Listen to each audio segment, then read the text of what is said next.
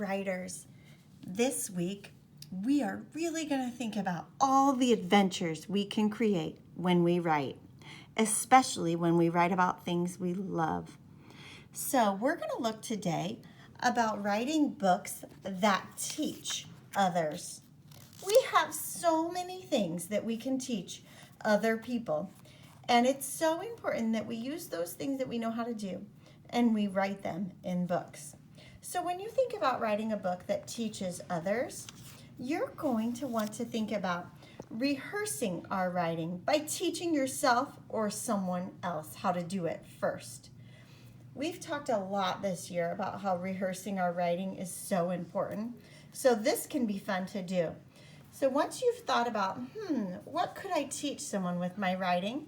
You might want to try teaching it to yourself or to someone else so that you can go over that rehearsal and know exactly what you're going to write. The other thing you're going to want to keep in mind when you're writing a book to teach others is thinking about who your readers or who your students will be that you're teaching.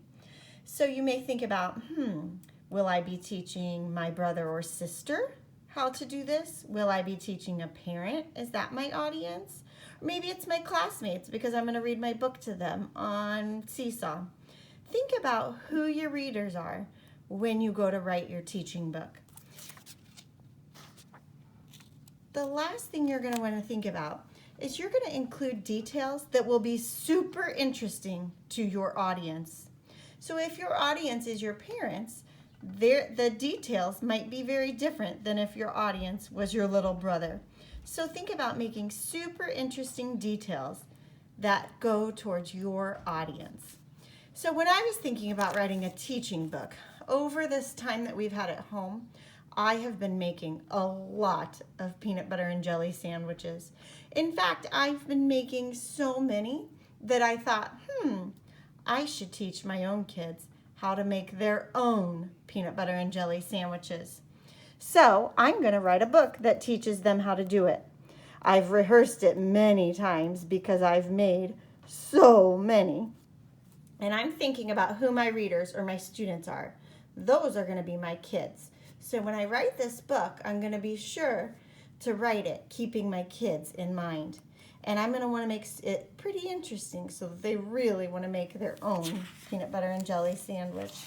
So as I started this, I was keeping in mind that my audience is my kids. Here's how I started my book. It's fun to eat peanut butter and jelly sandwiches for lunch. It's even more fun to make your own. And then I listed the things that they will need. I'm going to continue to write this book, keeping my kids in mind. I may even have them try it, and then I can go back and see if I need to add some more details. All right, writers, have fun today writing books that teach others.